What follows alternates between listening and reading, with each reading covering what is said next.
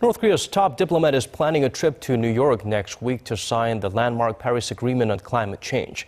But there's extra attention on what else could take place on the sidelines in response to the recent UN sanctions imposed on the regime.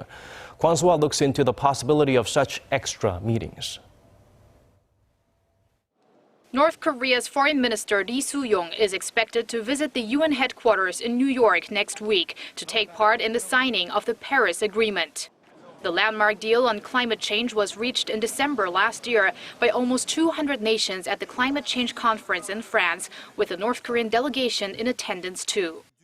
Ri's trip is gaining more attention for other reasons, though, as it'll be his first visit to New York since last month's adoption of the strongest ever UN resolution against Pyongyang for its nuclear and missile provocations. According to a source familiar with North Korea, Pyongyang may want to show the international community the sanctions aren't having an impact on the regime. There's also speculation Ri could seek talks with his U.S. counterpart, John Kerry.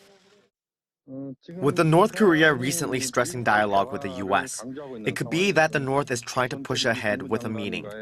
Ri's visit to the UN is increasing the chance that the two foreign ministers could meet. Although it's difficult to say whether the U.S. would actively engage with North Korea for talks at this point, the expert added Washington's doors are open for peace talks, which was also mentioned by Kerry at the Group of Seven meeting in Hiroshima this week.